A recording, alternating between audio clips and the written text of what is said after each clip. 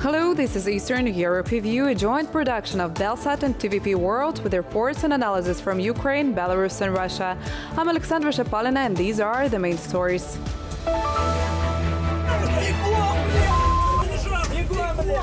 One-year prison sentence for the assassination of Belarusian opposition politicians. Former Lukashenka commando appears before Swiss court. They were killed right here, and just over 200 meters away there's a road. A bit further into the forest, about 20 meters away, is where Hanchar and Krasovsky were killed. Basements instead of bomb shelters. Russian citizens are being prepared for possible air raids. We shouldn't hide in basements. God forbid if something happens, the house will just cover us and that's it. The bomb shelter will be your grave. Forgiveness for any crime. Attorneys in Russia will be recruiting mercenaries for the war. And be sure, this knowledge will be useful in some international instances, in international courts that will judge those criminals who have arranged everything that we can observe in Ukraine.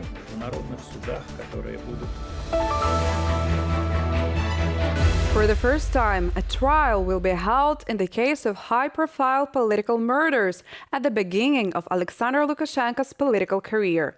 However, this lawsuit will not take place in Belarus, but in Switzerland, where Yuri Harovsky, a former fighter of the Belarusian Special Rapid Response Unit, will stand trial. 4 years ago, he left Belarus and confessed to being a witness and participant in the murders of Lukashenka's opponents. The Belarusian regime itself has closed its investigation into the disappearance of these politicians.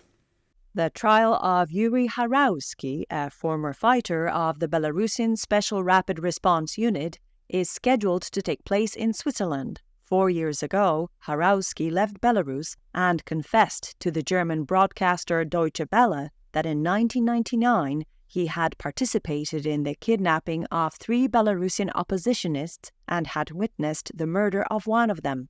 They were killed right here, and just over 200 meters away there's a road. A bit further into the forest, about 20 meters away, is where Hanchar and Krasovsky were killed. Ex-Minister of Internal Affairs Yuri Zakharenka, businessman Anatoly Krasovsky, and former head of the Central Election Commission Viktor Hanchar were political opponents of dictator Alexander Lukashenka. It is Lukashenka, already the president at the time, who is suspected of being behind the disappearance of these oppositionists. They had more potential as politicians. They had better competence, better experience, and they were no less charismatic. And it happened before the presidential campaign. In Belarus itself, the investigation into the disappearance of Lukashenka's opponents had been suspended. Harovsky's confessions were the first of their kind and moved the case of high-profile disappearances from a dead end. Zakharenka didn't resist. He only said to the kidnappers in the car, "Make it so that it doesn't hurt." According to a former Sauber fighter, Yuri Zakharenka was kidnapped near his house. The opposition leader was allegedly taken to the shooting range of the internal forces, where the commander of the detachment, Dmitry Pavlychenko, shot the politician twice in the head. The body was then taken to the morgue. Approximately 50 meters away from here, a pit was dug, already prepared. It was prepared for politician Viktor Hanchar and businessman Anatoly Krasovsky. Their murder took place just over 4 months after the slaughter of Zakharenka. The men were seized while they were in the car. The abductors tied them up, put bags over their heads, and transported them to an abandoned military base near Minsk. Here their things were burned, and their shoes were thrown into the pit with them and buried. Harovsky claims he didn't know the identity of the people he was allegedly involved with in the murder. The lawsuit will begin on September 19th, which was announced this week on the International Day of Victims of Enforced Disappearances. The initiation of this case, an indictment and I emphasize any verdict, will be very important. This opens the way for us and expands the scope of the principle of universal jurisdiction.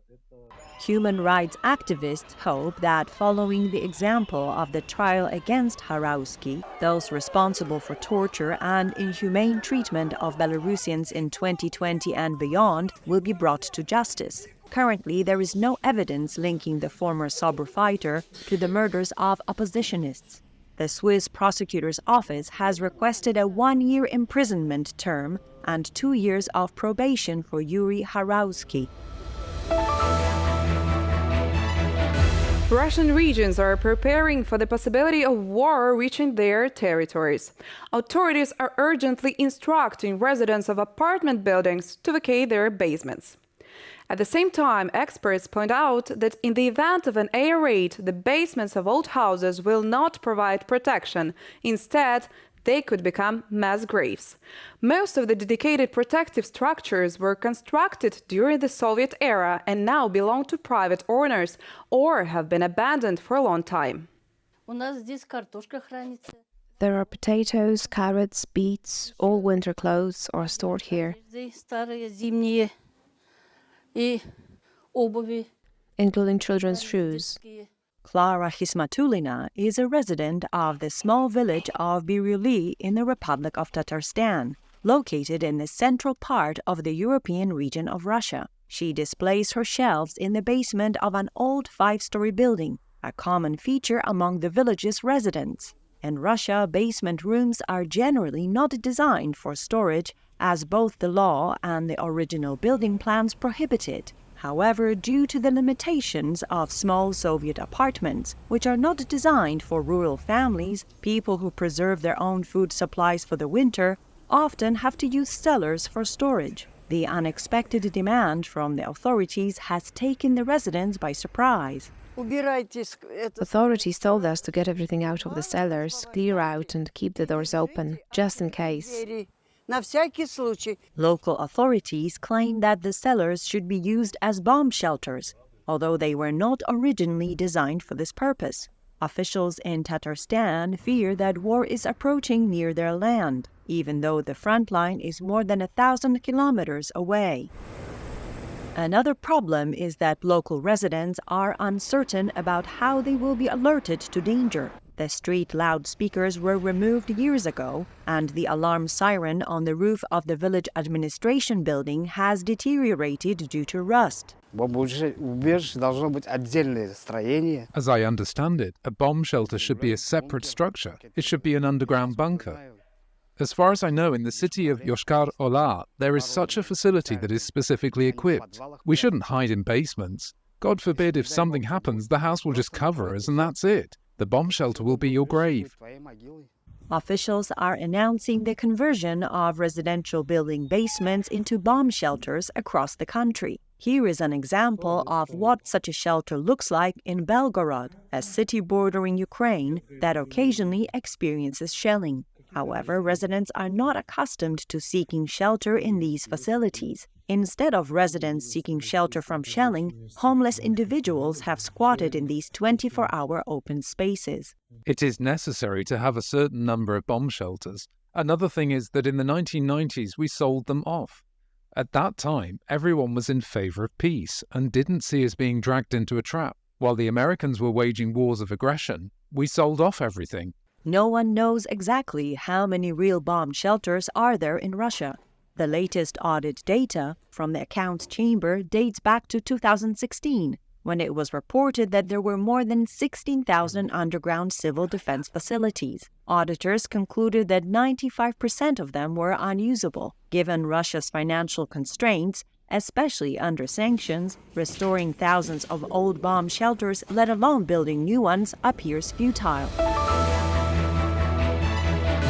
The Chamber of Lawyers of the Voronezh region in Russia has mandated that its lawyers offer amnesty to clients who have participated in the war in Ukraine. According to the board's opinion, lawyers should bring to the attention of their clients that a conviction can be expunged upon receiving any state award after participating in the war. In these circumstances, the role of lawyers in Russia has changed significantly. What can protect people accused under political charges in the absence of a fair trial? The start of Russia's full-scale invasion in Ukraine laid the foundation for even greater repression of civil society within Russia. In particular, in the first half of 2023, 43 people in Russia found themselves facing charges of high treason, a figure that is double the total of the entire year of 2022. Overall, since the onset of the invasion, Russia has initiated 636 criminal cases against anti-war activists, predominantly under the article related to disseminating false information about the Russian army. At the same time, the work to protect the defendants is becoming increasingly challenging. For instance, due to recent amendments, a lawyer must surrender their passport to the issuing authority when representing a client accused of high treason. Additionally, in one of the regional chambers of lawyers in Russia, lawyers are mandated to offer amnesty to clients involved in the war in Ukraine. Russian lawyers argue that such initiatives pervert the sense of justice. The amendments to the law on the bar significantly limit the rights of lawyers, impose additional duties on them, and unfortunately the trend is such that we can see the Belarusianization of the Russian bar. This is what we fear the most. Any attempts to interfere in the activities of the bar, in my opinion, are detrimental to the bar as an institution. Mikhail Biryukov is one of the most famous Russian human rights defenders. The lawyer has worked with politicians Ilya Yashin and Kentavan Haraidze. He has also defended the Memorial Center and nominee for the Nobel Peace Prize. In another legal development, Ivan Pavlov found himself facing criminal charges related to the disclosure of investigation data in the spring of 2021. Subsequently, Roskomnadzor blocked the website of his human rights initiative, Team 29. Just 4 months later, the Russian Ministry of Justice designated 5 former lawyers of the organization as foreign agents, leading to the closure of the project. I still think that advocacy is very important because lawyers are such professional witnesses to all this disgrace that is happening now. And be sure, this knowledge will be useful in some international instances, in international courts that will judge those criminals who have arranged everything that we can observe in Ukraine. Another Moscow lawyer agrees with Pavlov. According to Dmitry Zakhvatov, lawyers now also have a humanitarian function. According to him, if the defendant has a legal representative at hand who will not leave a person to face the system alone, then this is already a small victory. When you protect a person, you can do it even under our law, using absolutely all non-prohibited means. Reach out to the public as well. If this results in public pressure, some kind of public reaction, if this case becomes known, then the lawyer can be congratulated. He has done his job well.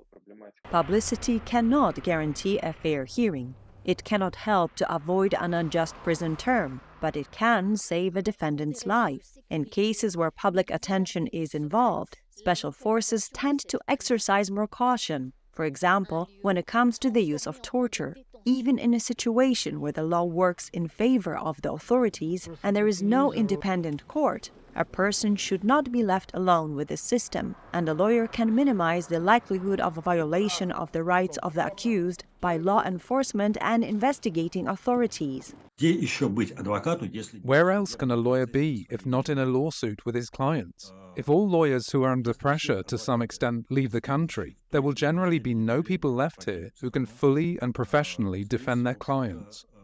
But the authorities continue to oppress the lawyers. For example, the defender of a Russian politician, Vladimir Kara-Murza, left Russia because of threats, and a criminal case was initiated against another lawyer, Dmitry Talantov, under the article related to false information about the Russian army. That's all for today. Thank you for watching Eastern Europe Review. We will be back next week with new stories. I'm Alexandra Shapalina. Keep watching TVP World and see you next time.